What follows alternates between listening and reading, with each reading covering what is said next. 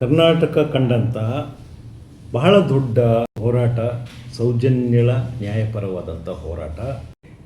ಯಾವಾಗ ಈ ವಿಶೇಷ ನ್ಯಾಯಾಲಯದಿಂದ ತೀರ್ಪು ಬಂತು, ಅಲ್ಲಿ ಸಂತೋಷ್ ರಾವ್ 100ಕ್ಕೆ 100 ಅಮಾಯಕ ಇದ್ದಾನೆ, ನಿರಪರಾಧಿ ಇದ್ದಾನೆ. ಸುಮ್ಮನೆ ಒಬ್ಬ ನಿರಪರಾಧಿಯನ್ನು ಎಳ್ಕೊಂಬಂದು ಬಲಿಪಶು ಮಾಡಿದ್ದಾರೆ. ಈ ತನಿಖೆಯ ಹೆಸರಿನಲ್ಲಿ ಆರೋಪಿಗಳ ಪರ ನಿಂತಹ ಪೊಲೀಸರು, ಅವರು ತಳ ಹಂತದ ಪೊಲೀಸರು ಇರ್ಬೋದು, CODಗಳಿರ್ಬೋದು, CBI ಇರ್ಬೋದು, ಇವರೆಲ್ಲರೂ ಸೇರಿ ಆತನನ್ನು ಜೈಲಿಗಟ್ಟುವ ಮೂಲಕ ಸೌಜನ್ಯಳ ನ್ಯಾಯಕ್ಕೆ ಗೋರಿ ಕಟ್ಟಿದ್ದಾರೆ ಅಂತ ಹೇಳುವಂಥದ್ದನ್ನು ತನ್ನದೇ ಆದ ಪದಗಳಲ್ಲಿ ವಿಶೇಷ ನ್ಯಾಯಾಲಯ ಅವತ್ತು ಜರೆದಿತ್ತು. Fit case to be handled by an acquittal committee. ಅಲ್ಲಿ ಎಲ್ಲರನ್ನೂ ಕರ್ಕೊಂಬಂದು ಇಡಬೇಕು ಅಂತ ಅವರು ಕೂಡ ಆದೇಶ ಮಾಡಿದರು.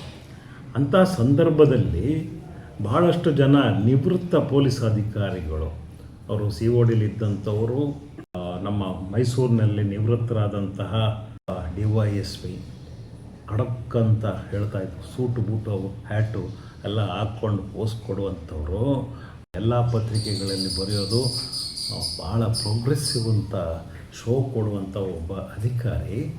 ಇಲ್ಲ ಇವರೆಲ್ಲ ತಲೆ ಮಾಸ್ತವು ಹೋರಾಟಗಾರರು, ಎಡಪಂಥೀಯರು, ಇವರು ಯಾವುದಕ್ಕೂ ಪ್ರಯೋಜನ ಇಲ್ಲ, ಇವರುಗಳಿಗೆ 5 ಪೈಸೆ ನಾಲೇಜ್ ಇಲ್ಲ, ಇವರಿಗೆ ಕೂಂಬಿಂಗ್ ಅಂದರೆ ಏನು, ಇನ್ವೆಸ್ಟಿಗೇಷನ್ ಅಂದರೆ ಏನು ಯಾವುದು ಅರಿವಿರೋದಿಲ್ಲ, ತಮಗೆ ಬೇಕಾಗಿದ್ದನ್ನೆಲ್ಲ ಮಾತಾಡ್ತಾರೆ. ಅವತ್ತಿನ ದಿನಗಳಲ್ಲಿ ನನ್ನ ಪ್ರಕಾರ ಪೊಲೀಸ್ನವರು ಕರೆಕ್ಟಾಗಿ ಮಾಡಿದ್ದಾರೆ. ಈ ಸಂತೋಷ್ ರಾವೇ ಅಪರಾಧಿ, ಅದು ಬೇಕಾದ್ರೆ ನಾನು ಎಲ್ಲಿ ಬೇಕಾದರೂ ಹೇಳಬಲ್ಲೆ, ಹಾಗೆ ಹೀಗೆ ಅಂತ ಜೋರಾಗಿ ಪೋಸ್ ಕೊಟ್ಟಿದ್ದೆ, ಮಾತನಾಡಿದ್ದು. ಒಂದು ಲಜ್ಜೆಗೆಟ್ಟಂಥ ವ್ಯಕ್ತಿ ದೂರದ ಧರ್ಮಸ್ಥಳದ ಪಕ್ಕದಲ್ಲಿ ಪಾಂಗಳದಲ್ಲಿ ನಡೆದಂತಹ ಪ್ರಕರಣವನ್ನು ಈತ ರುಬ್ಬಿನ ಹಾಕ್ಕೊಂಡು ನೋಡುವಷ್ಟು ಶಕ್ತನಾಗಿದ್ದಾನೆ. ರೇಪ್ ಹೆಂಗಾಯಿತು, ಯಾರ್ಯಾರು ಮಾಡಿದ್ರು, ಹೇಗೆ ಸಂತೋಷ ಎತ್ಕೊಂಡು ಹೋದ, ಹೇಗೆ ನೀರಿನ ದಾಟ್ದ, ಹೇಗೆ ಆಕೆನ ಕಟ್ಟಾಕ್ದ, ಹಾಗೆ ಹೀಗೆ ಎಲ್ಲವನ್ನು ಕಣ್ಣಿಗೆ ಕಟ್ಟಂಗೆ ಮಾತಾಡ್ತಾರೆ ಇವರು. ಇಂತಹ ದೊಡ್ಡ ಮನುಷ್ಯನಿಗೆ ತನ್ನ ಮನೆ ಮೇಲೆ ಆಗುವ ಸದ್ದು, ಅಲ್ಲಿ ಹೆಣ್ಣು ಮಕ್ಕಳ ನರಳುವಿಕೆ, ಅಲ್ಲಿ ಏನೆಲ್ಲ ನಡೀತಾ ಇರುತ್ತೆ, ಅವು ಯಾವುದ್ರದ್ದು ಅರಿವೇ ಇಲ್ದಂಗೆ ಪಾಪ ಅಮಾಯಕ ಆ ವಿಚಾರದಲ್ಲಿ. ತನ್ನ ಮನೆಯ ಮೇಲೆ ಒಂದು ದಂಧೆ ನಡೀತಾ ಇದೆ. ಆ ದಂಧೆಯ ವಾಸನೆ ಈ ಪೊಲೀಸು ಇನ್ವೆಸ್ಟಿಗೇಟರ್ ಯಾರಿದ್ದಾರೆ, ನಾವು ಅವ್ರನ್ನ ಇನ್ವೆಸ್ಟಿಗೇಷನ್ ಮಾಡುವಂಥ ವಾಚ್ ಡಾಗ್ ಅಂತೆಲ್ಲ ಕರಿತೇವಲ್ಲ, ಅದು ಮೂಗಿಗೆ ಒಂದು ವಾಸನೆ ಬರುತ್ತಲ್ಲ, ಈತನಿಗೆ ಆ ಮೂಗಿಗೆ ಆ ವಾಸನೆ ಹೊಡೆಯೋದೇ ಇಲ್ಲ. ಯಾಕೆ ಅಂತಂದರೆ ಈತ ಮೂಗಿಗೆ ವಾಸನೆ ಬರದ ಹಾಗೆ ದಿನಕ್ಕೆ 8,000 ರೂಪಾಯಿ ಆತ ಕೊಡ್ತಾ ಇದ್ದಂಥದ್ದು. 1-2 ರೂಪಾಯಿ ಇಲ್ಲ, ದಿನಕ್ಕೆ 8,000 ರೂಪಾಯಿ ಕೊಡ್ತಾ ಇದ್ದಂಥದ್ದು. ಆ ದಂಧೆಯ ರೂವಾರಿ ಒಬ್ಬ ಇರ್ತಾನಲ್ಲ, ಅವನು ಅಂತಿಂಥ ಮನುಷ್ಯ ಅಲ್ಲ, ತುಂಬ ಫೇಮ್ಡ್ ಈ ಕರ್ನಾಟಕದಲ್ಲಿ ಮತ್ತು ಮೈಸೂರಿನಲ್ಲಿ. ಪೋಕ್ಸೋ ಪ್ರಕರಣವಿದೆ, 10 ವೇಶ್ಯಾವಾಟಿಕೆಯ ದಂಧೆ ನಡೆಸಿದಂತಹ ಪ್ರಕರಣಗಳು ಆತನ ಮೇಲೆ ದಾಖಲಾಗಿರುತ್ತೆ. ಇವೆಲ್ಲ ಇದ್ದಂತಹ ಒಬ್ಬ ವ್ಯಕ್ತಿ ಈ ಪೊಲೀಸ್ ಅಧಿಕಾರಿಯ ಮನೆಯ ಮೇಲೆ ಪರ್ಸ್ನಲ್ಲಾಗಿ ರೈಡ್ ಆದಾಗ ಸಿಕ್ಕಾಕೊಂಡಿರ್ತಾನೆ. ನಿವೃತ್ತ ಆದಮೇಲೂ ಕೂಡ ಆ ಬೋರ್ಡ್ ಬದಲಾವಣೆ ಆಗಿರೋದಿಲ್ಲ. ಪೊಲೀಸ್ DYSP ಅಂತಲೇ ಬೋರ್ಡ್ ಹಾಕ್ಕೊಂಡು ಆ ಮನೆಯಲ್ಲಿ ವಾಸ ಮಾಡ್ತಾ ಇದ್ಕೊಂಡು ಮನೆಯ ಮೇಲ್ಗಡೆ ಮಾಡಿ ಮೇಲೆ ಈ ದಂಧೆ ನಡೆಸಲಿಕ್ಕೆ ಅವಕಾಶ ಮಾಡಿಕೊಟ್ಟಿರ್ತಾರೆ. ನೀವೇ ಯೋಚನೆ ಮಾಡಿ, ಯಾವ ಕಳ್ಳ ಬಂದು ಪೊಲೀಸ್ ಮನೆಯಲ್ಲಿ ವಾಸ ಮಾಡಲಿಕ್ಕೆ ಧೈರ್ಯ ಮಾಡ್ತಾನೆ? ಆತ ಪರ್ಮಿಷನ್ ಕೊಡದೇನೆ ಯಾಕೆ ಬರ್ತಾನೆ? ಈತ ಆದರೂ ಕೂಡ ಒಬ್ಬ ದಂಧೆಕೋರನಿಗೆ, ಕಳ್ಳನಿಗೆ ಮನೆಯಲ್ಲಿ ಮಲಗಲಿಕ್ಕೆ ಅವಕಾಶ ಯಾಕೆ ಮಾಡಿಕೊಡ್ತಾನೆ? ಲಾಭ ಇಲ್ಲದೆ. ಇದು ಮಗುಗೆ ಅರ್ಥ ಆಗುವಂಥ ವಿಚಾರ. ಈ ಪ್ರಕರಣ ಇದೆಯಲ್ಲ, 2024ರಲ್ಲಿ ಆಗೋಕ್ಕಿಂತ ಮುಂಚೆ 2019ರಲ್ಲಿ ಒಮ್ಮೆ ಆಗಿರುತ್ತೆ. ಆ ಪ್ರಕರಣದಲ್ಲಿ ಪಡವಾರಳ್ಳಿಯ ಒಬ್ಬ ಹೆಣ್ಣು ಮಗಳನ್ನು ಮಧ್ಯಪ್ರಾಚ್ಯಕ್ಕೆ ಸಾಗಾಣಿಕೆ ಮಾಡುವಂತಹ ಒಂದು ಹುನ್ನಾರ, ಒಂದು ಟ್ರ್ಯಾಪ್ ಈತನ ಮನೆಯಿಂದನೇ ನಡೆದಿರುತ್ತೆ. ಅದು ಪೊಲೀಸ್ ಠಾಣೆಯಲ್ಲಿ ಕೂಡ ದಾಖಲಾಗಿರುತ್ತೆ. ಇವರೆಲ್ಲ ಸೇರಿಕೊಂಡು ಆ ಪ್ರಕರಣವೇ ನಡೆಯದ ಹಾಗೆ ಮಾಡ್ತಾರೆ. ಹುಡುಗಿ ಸಿಕ್ಕಿದ್ಲಲ್ಲ, ಆಮೇಲೆ ಇನ್ನೇನಕ್ಕೆ ಬೇಕು ಹಾಗೆ ಹೀಗೆ ಅಂತ ಹೇಳಿರ್ತಾರೆ.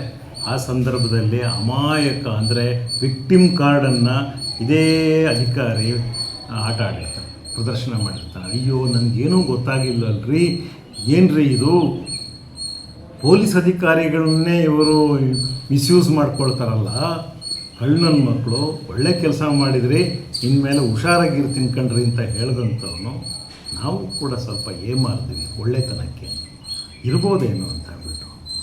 ಆದರೆ 2024ರಲ್ಲಿ ಮತ್ತೆ ಅದೇ ಪ್ರಕರಣ ಅಲ್ಲಿ ಪುನರಾವರ್ತನೆ ಆಗುತ್ತೆ. ಅಲ್ಲಿ ಸಿಕ್ಕಾಕೊಂಡಂಥದ್ದು ಒಬ್ಬ ಕುಖ್ಯಾತ ತಲೆ ಹಿಡ್ಕ.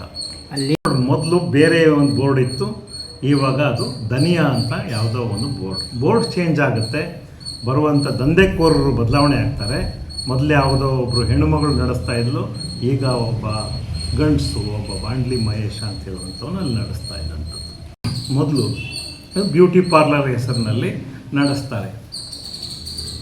ಹೇಗೆಲ್ಲ ವ್ಯವಸ್ಥೆಗಳನ್ನ ಇವರು ಬಳಕೆ ಮಾಡ್ಕೊಳ್ತಾ ಹೋಗ್ತಾರೆ ಈ ದಂಧೆಕೋರರು. ಆ ದಂಧೆಯಲ್ಲಿ ಇವ್ರು ಹೇಗೆ ಪಾರ್ಟ್ನರ್ಸ್ ಆಗ್ತಾರೆ, ಯಾವ ಕಾರಣಕ್ಕೋಸ್ಕರ ಪಾರ್ಟ್ನರ್ ಆಗ್ತಾರೆ, ಹೇಗೆ ಒಂದು ಇಲಾಖೆಯ ಮಾನ ಮರ್ಯಾದೆಯನ್ನು ಇವರು ಹರಾಜಾಗ್ತಾ ಹೋಗ್ತಾರೆ, ಹೇಗೆ ತಮಗಿದ್ದಂತಹ ಅಧಿಕಾರವನ್ನು, ತಮಗಿದ್ದಂಥ ಪ್ರಭಾವವನ್ನು ಈ ಹೇಸಿಗೆ ಹಣ ಗಳಿಕೆ ಮಾಡಲಿಕ್ಕೋಸ್ಕರ ಬಳಕೆ ಮಾಡ್ಕೊಳ್ತಾರೆ ಅಂತ ಹೇಳೋದಕ್ಕೆ ಇದೊಂದು ಒಳ್ಳೆಯ ಉದಾಹರಣೆ, ಒಂದು ಪ್ರಕರಣ ಇದೆ. ನಾವು ಅವತ್ತಿನ ದಿನಗಳಲ್ಲಿ ಯಾರಿಗೆ ದೂರು ಕೊಡಲಿಲ್ಲ ಅಂತ ಇಲ್ಲ, ಖುದ್ದು ಪೊಲೀಸ್ ಆಯುಕ್ತರ ಗಮನಕ್ಕೆ 5-6 ಬಾರಿ ನಾವು ತಗೊಬಂದಿದ್ದಾಯಿತು. ಪೊಲೀಸ್ ಆಯುಕ್ತರು ಸ್ಪೆಷಲ್ ಸ್ಕ್ವಾಡ್ ಮಾಡಿ ಕಳಿಸಿದ್ರು ಕೂಡ ಮನೆ ಮೇಲೆ ನಡೀತಿದ್ದಂತಹ ದಂಧೆಯನ್ನು ಎಕ್ಸ್ಪೋಸ್ ಮಾಡಲಿಕ್ಕೆ ಸಾಧ್ಯ ಆಗ್ತಿರಲಿಲ್ಲ. ಕಾರಣ ಅಲ್ಲಿಂದ ನೇರವಾಗಿ ಇನ್ಫಾರ್ಮೇಷನ್ ಲೀಕ್ ಆಗಿ ಈ ಓನರ್ಗೆ ಬಂದು ತಲುಪ್ತಾ ಇತ್ತು. ಈ ರಿಟೈರ್ಡ್ DYSP ಇದ್ದಾರಲ್ಲ, ಅವ್ರ ಕಿವಿಗೆ ಬಂದು ತಲುಪ್ತಾ ಇತ್ತು. ಆತ ಅದನ್ನು ಬೇಗ ಖಾಲಿ ಮಾಡಿಸ್ಬಿಟ್ಟಿಲ್ಲ. ಇದು 1, 2, 3, 4 ಬಾರಿ ಆದಮೇಲೆ ಒಡನಾಡಿಯಿಂದ ನಾವು ಕೊಟ್ಟಂತಹ ಇನ್ಫಾರ್ಮೇಷನ್ನ ಮತ್ತು ಎಲ್ಲ ಕಾರ್ಯಕರ್ತರನ್ನು ಇನ್ವಾಲ್ವ್ ಮಾಡಿಕೊಳ್ತಾ ಕಮಿಷನರ್ ಸ್ಕ್ವಾಡ್ ಮಾಡಿ ಕಳಿಸ್ತಾರೆ. ಪೊಲೀಸ್ ಅಧಿಕಾರಿಗಳಿಗೆ ಕೂಡ ಗೊತ್ತಾಗದ ಹಾಗೆ ಈ ವ್ಯವಸ್ಥೆ, ಅಂದರೆ ನಾವು ಎಲ್ಲಿಗೆ ಹೋಗ್ತಾ ಇದ್ದೀವಿ, ನಾವು ಯಾರ ಮನೆ ರೈಡ್ ಮಾಡ್ತಾ ಇದ್ದೀವಿ ಅಂತ ಕೊನೆ ಕ್ಷಣದವರೆಗೆ ಗೊತ್ತಾಗದ ಹಾಗೆ ನೋಡಿಕೊಂಡು ರೈಡ್ ಮಾಡಿಸಿರ್ತಾರೆ. ರೈಡ್ ಮಾಡಿದಾಗ ಇವರೆಲ್ಲರೂ ಕೂಡ ಸಿಕ್ಕಾಕೊಳ್ತಾರೆ. ಕೆಳಗಡೆ ಈ ಓನರ್ ಇದ್ದಾರಲ್ಲ, ರಿಟೈರ್ಡ್ DYSP ಆದರೂ ಕೂಡ DYSP ಪೊಲೀಸ್ ಅಂತ ಹಾಕ್ಕೊಳ್ತಾರಲ್ಲ, ಅವರು ಇದ್ದರು. ಪುಣ್ಯಾತ್ಮ ಆ ದಿವಸ ಮತ್ತೆ ಅದೇ ವಿಕ್ಟಿಮ್ ಕಾರ್ಡ್ ಪ್ಲೇ ಮಾಡ್ತಾರೆ. ನಾನು ಅಮಾಯಕ, ನನ್ನ ಹೆಸರನ್ನು ಕೆಡಿಸ್ಲಿಕ್ಕೋಸ್ಕರ ಇವರೆಲ್ಲ ಸೇರ್ಕೊಂಡು ಮಾಡ್ತಿದ್ದಾರೆ, ಇವರೇ ಸರಿ ಇಲ್ಲ ಅಂಥೇಳಿ ಪತ್ರಿಕಾಗೋಷ್ಠಿ ಬೇರೆ ಮಾಡ್ತಾರೆ. ನಾವು ನಮ್ಮ ಇಂಟೆಗ್ರಿಟಿಯನ್ನು ಈತ ಕೆಣಕಿರೋದ್ರಿಂದ, ಕ್ವಶನ್ ಮಾಡೋಕ್ಕೆ ಶುರು ಮಾಡೋದ್ರಿಂದ ನಾನು ಪರ್ಸ್ನಲ್ಲಾಗಿ ಪ್ರಕರಣವನ್ನು ಪರ್ಸ್ನಲಾಗಿ ತಗೊಳ್ತೀನಿ. ಯಾಕೆ ಅಂತಂದರೆ ಇದು ವೈಯಕ್ತಿಕವಾದಂತಹ ಜರ್ಜರಿತ ಕ್ಯಾರೆಕ್ಟರ್ ಅಸಾಸಿನೇಷನ್. ಅಷ್ಟು ಮಾತ್ರ ಅಲ್ಲ, ನಮ್ಮನ್ನು ನಂಬಿರುವ ಹೆಣ್ಣು ಮಕ್ಕಳ ಕ್ಯಾರೆಕ್ಟರ್ ಅಸಾಸಿನೇಷನ್ ಮಾಡಿದ್ದಾನೆ ಈತ. ನಮ್ಮನ್ನು ಜರಿಯೋದ್ರ ಮೂಲಕ, ನಾವು ಏನೇನೋ ಬೇಡದಿರುವ ಅವ್ಯವಹಾರಗಳನ್ನ ಮಾಡ್ತಾರೆ ಅಂತ ಹೇಳೋ ಒಂದು ವಿಚಾರವನ್ನು ಹಬ್ಬಿಸೋದ್ರ ಮೂಲಕ ನಮ್ಮನ್ನೇ ನಂಬಿರುವಂತಹ ಅಮಾಯಕ ರಕ್ಷಿತ ಹೆಣ್ಣು ಮಕ್ಕಳಿರುವ ಜಾಗ ಇದು. ಆ ಹೆಣ್ಣು ಮಕ್ಕಳು ಎಲ್ಲರೂ ಕೂಡ ಕಳಂಕಿತರಾಗುವಂಗೆ ಆತನ ಮಾತುಗಳಿಂದ ಹಾಗೆ ಬಂದಿದೆ. ಅದರ ಜೊತೆಯಲ್ಲಿ ITPA ಗೊತ್ತಿರುವ ಯಾರಾದರೂ ಒಬ್ಬ ಕಾನ್ಸ್ಟೇಬಲ್ ಆದರೂ ಹೇಳ್ತಾನೆ, ಈ ರೀತಿಯಾಗಿ ಪುನರಾವರ್ತಿತ ಆರೋಪಿಗಳು ಸಿಕ್ಕಿದಾಗ ಅಥವಾ ಈ ರೀತಿಯಾದಂಥ ಒಂದು ಪೊಲೀಸ್ ರೈಡ್ ನಡೆದಾಗ ದಂಧೆ ನಡೆಸ್ತಾ ಇದ್ದಂತಹ ವ್ಯಕ್ತಿ ಜೊತೆಯಲ್ಲಿ ಈ ದಂಧೆಗೆ ಅವಕಾಶ ಮಾಡಿಕೊಟ್ಟಂತಹ ಮನೆಯ ಮಾಲೀಕ, ಇವರೆಲ್ಲರನ್ನೂ ಕೂಡ ITPA ಇಮಾರಲ್ ಟ್ರಾಫಿಕಿಂಗ್ ಪ್ರಿವೆನ್ಷನ್ ಆ್ಯಕ್ಟ್ ಕೆಳಗೆ ತರಬೇಕು, ಇವ್ರ ಮೇಲೆ FIR ಆಗಬೇಕು ಅಂತ ಹೇಳೋದು ಒಬ್ಬ ಕಾನ್ಸ್ಟೇಬಲ್ಗೂ ಗೊತ್ತಿರುವಂತಹ ಒಂದು ಪ್ರಜ್ಞೆ ಮತ್ತು ಜ್ಞಾನ. ಆದಾಗ್ಯೂ ಕೂಡ 2 ವರ್ಷದಿಂದ ಈ ನಿವೃತ್ತ ಪೊಲೀಸ್ ಅಧಿಕಾರಿಯ ಮೇಲೆ FIR ಆಗಿರಲಿಲ್ಲ. ಇದನ್ನು ನಾವು ಪ್ರಶ್ನಿಸಿ ಅಧಿಕಾರಿಗಳಿಗೂ ಕೂಡ ಅರ್ಜಿಯನ್ನು ಕೊಟ್ಟಾಯಿತು, ದೂರು ಕೊಟ್ಟಾಯಿತು, ಪ್ರಯೋಜನ ಆಗಲಿಲ್ಲ. ಹಾಗಾಗಿ ನಾನೇ ವೈಯಕ್ತಿಕವಾಗಿ ಮಾನ್ಯ ನ್ಯಾಯಾಲಯದಲ್ಲಿ PCR ಪ್ರೈವೇಟ್ ಕಂಪ್ಲೇಂಟ್ ರಿಜಿಸ್ಟರ್ ಮಾಡಿದ್ದೀನಿ.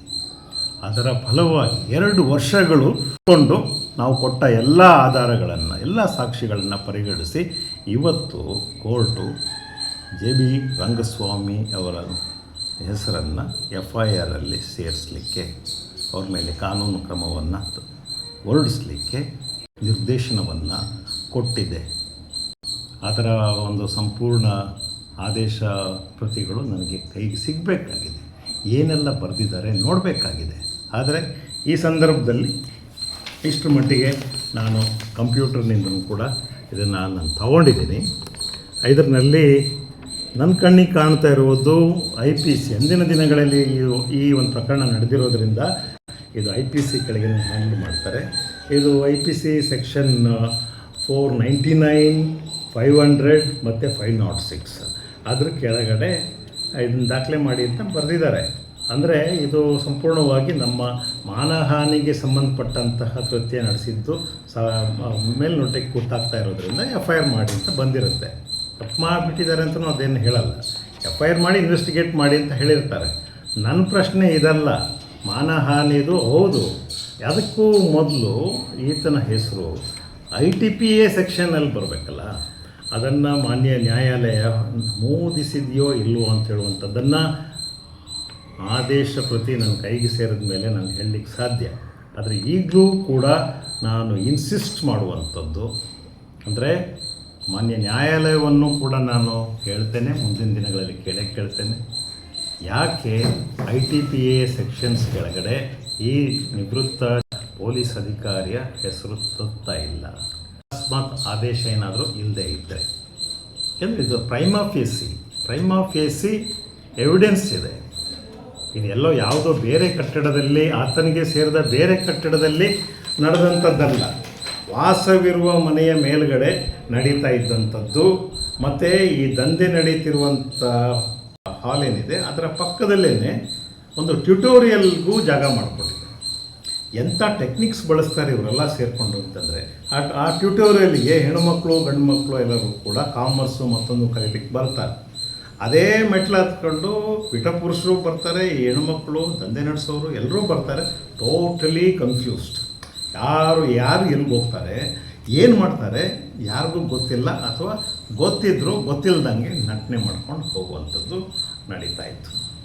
ಇದಕ್ಕೆಲ್ಲ ಅವಕಾಶ ಮಾಡಿಕೊಟ್ಟಿರುವಂಥದ್ದು ಮನೆ ಮಾಲೀಕರಾದಂತಹ ABR.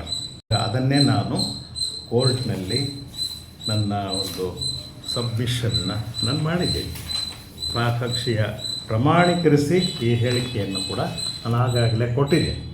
ಏನು ಕಂಡಿದ್ದೀನಿ, ಏನು ಕೇಳಿದ್ದೀನಿ, ಯಾವ ರೀತಿಯ ಧ್ವನಿ ಸುರುಳಿಗಳು ಇದ್ದಾವೆ ಇವ್ರ ಬಗ್ಗೆ ತಲೆ ಇಳಕ್ರು ಏನು ಮಾತಾಡ್ತಾರೆ, ಇವರೇನು ಮಾತಾಡಿದ್ದಾರೆ, ಇವರು ನಮ್ಮ ಬಗ್ಗೆ ಏನು ಮಾತಾಡಿದ್ದಾರೆ, ಇವರ ಕೃತ್ಯಗಳು ಯಾವ್ಯಾವ್ದು ಇತ್ತು, 2019ರಲ್ಲಿ ಏನಿತ್ತು ಅದನ್ನೆಲ್ಲವನ್ನು ಕೂಡ ಹೇಳಿದ್ದೀನಿ. ಇದು ನ್ಯಾಯ ಮತ್ತು ಅನ್ಯಾಯದ ನಡುವೆ ನಡೀತಿರುವಂಥ ಸಂಘರ್ಷ ಅಷ್ಟೇ. ಇದರ ವೈಯಕ್ತಿಕವಾದಂಥದ್ದು ಬೇರೆ ಏನಿಲ್ಲ.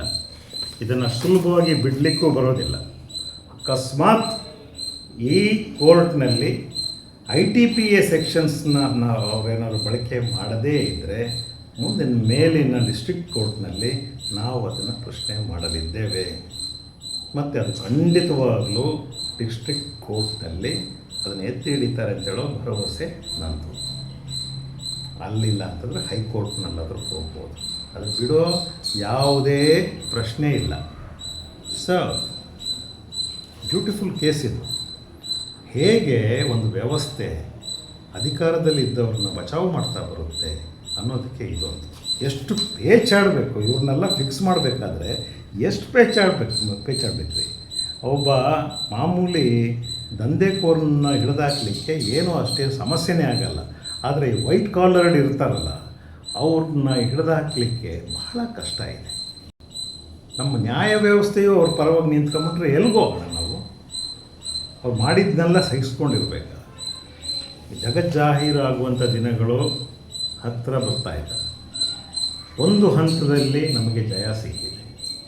ನಾವು ಕೊಟ್ಟಂತಹ ಅಷ್ಟೂ ದಾಖಲೆಗಳನ್ನು, ಸಾಕ್ಷಿಗಳನ್ನು ಮಾನ್ಯ ನ್ಯಾಯಾಲಯ ಪರಿಗಣಿಸಿರೋದಕ್ಕೆ ಕೃತಜ್ಞತೆಗಳನ್ನ ಹೇಳ್ತೇನೆ. ಮತ್ತು 2 ವರ್ಷ ನಮ್ಮನ್ನ ಅಲ್ದಾಡಿಸಿರುವಂಥದ್ದು ಇದೆಯಲ್ಲ, ದಟ್ ಈಸ್ ರಿಯಲಿ ಹಾರಿಬಲ್. ನಮ್ಮ ನ್ಯಾಯಾಲಯ ಇವರಿಗೆ ಬುಲಾವ್ ಮಾಡುತ್ತೋ ಆ ಸಂದರ್ಭದಲ್ಲಿ ಇವರು ಇಂಡಿಯಾದಲ್ಲೇ ಇರೋದಿಲ್ಲ, ಯಾವುದೋ ದೇಶ ಸೇರ್ಕೊಂಬಿಟ್ಟಿರ್ತಾರೆ, ಅಮೇರಿಕಕ್ಕೆ ಹೋಗಿ ಅಲ್ಲೆಲ್ಲೋ ಸೆಟ್ಲ್ ಆಗಿಬಿಟ್ಟಿರ್ತಾರೆ. 6 ತಿಂಗಳು ಅಲ್ಲಿ, 6 ತಿಂಗಳು ಇಲ್ಲಿ, ಹೀಗೆ ಇವ್ರ ಜೀವನ. ಹೇಳಿದ್ರೆ ಎಲ್ಲ ನಮ್ಮ ವಿರುದ್ಧ ಮಸಿತಾ ಇದ್ದಾರೆ. ನನ್ನ ಹತ್ರ ಅಷ್ಟೊಂದು ಹಣ ಇದೆ, ನನಗ್ಯಾಕೆ ಬೇಕು ಏಸ್ಗೆ ಹಣ, ನನಗ್ಯಾಕೆ ಬೇಕು ಎಕ್ಸ್ಟ್ರಾ ಹಣ ಅಂತ ಕೇಳಿದ್ದಿದೆ. ಅದೇ ಈಗ ನನ್ನಲ್ಲೇ ಬೇಕಾದಷ್ಟು ಕೊಳಿತಾ ಇದೆ ಅಂತಂದರೆ ಈ ಏಸ್ಗೆ ತಿನ್ನೋಕ್ಕೆ ನಿಮ್ಗೆ ಮುಗ್ಸೋಕ್ಕಾಗ್ತಿಲ್ಲ, ಅಷ್ಟೊಂದು ಬಿದ್ದಿದೆ ಏಸ್ಗೆ ಮನೆ ಮುಂದೆ. ಇನ್ನು ನ್ಯಾಯಬದ್ಧವಾಗಿರುವ ಪೆನ್ಷನ್ ಹಣ ಎಲ್ಲಿ ತಿಂತೀರ ನೀವೆಲ್ಲ? ಇದನ್ನು ಪ್ರಶ್ನಿಸುವಂಥ ಸ್ಥಳದಲ್ಲಿ ನಾವು ಪ್ರಶ್ನಿಸ್ತೀವಿ. ಪ್ರಶ್ನೆಗಳಿಗೆ ಉತ್ತರ ಕೊಡಲಿಕ್ಕೆ ತಯಾರಾಗಿರ್ಬೇಕಷ್ಟೇ ನೀವೆಲ್ಲ. ನಮ್ಮ ಒಂದು ಆಗ್ರಹ ಇರೋದು, ಇವರು ಎಲ್ಲೋ ದೇಶ ಬಿಟ್ಟು ಹೋಗಂಗಿಲ್ಲ. ಹಿಂದೆ ಅಲ್ಲಿ ಬಿಟ್ಟರೆ ಅಲ್ಲಲ್ಲೆಲ್ಲ ಹೋಗಿ ಸೆಟ್ಲಾಗಿ ಬರೋದೂ ಇಲ್ಲ. ಮಲ್ಯನಾದರೂ ಕರೆಸ್ಬೋದೇನೋ, ಅದಾನಿನ ಕರೆಸ್ಬೋದೇನೋ. ಆದರೆ ಈ ವೈಟ್ ಕಾಲರ್ಡ್ ರಿಟೈರ್ಡ್ ಪರ್ಸನ್ಸ್ ಇದ್ದಾರಲ್ಲ, ಮಹಾನ್ ಎಲ್ಲ ಕಾನೂನುಗಳನ್ನ ಅರ್ದು ಕುಡಿದ್ಬಿಟ್ಟಿರ್ತಾರೆ. ಚಳ್ಳೆ ಹಣ್ಣು ತಿನ್ನಿಸೋದ್ರಲ್ಲಿ ರುಸ್ತುಂಗಳಾಗ್ಬಿಟ್ಟಿರ್ತಾರೆ. ಇವ್ರದ್ದು ನೋಡಿದ್ದೀವಿ, ಇಂಥವ್ರನ್ನ ಭಾಳಷ್ಟು ಜನ ನೋಡಿದ್ದೀವಿ. ಅದಕ್ಕೆ ಅವಕಾಶ ಮಾಡಿಕೊಡ್ಬಾರ್ದು ಅಂತ ಹೇಳುವಂಥದ್ದನ್ನು ಅಷ್ಟೇ ನಾನು ಮಾನ್ಯ ನ್ಯಾಯಾಲಯದಲ್ಲೂ ಮತ್ತು ನಮ್ಮ ಸರ್ಕಾರದ ವ್ಯವಸ್ಥೆಯಲ್ಲೂ ಕೇಳ್ಕೊಳ್ತಾ ಇರೋದು. ನಮಸ್ಕಾರ.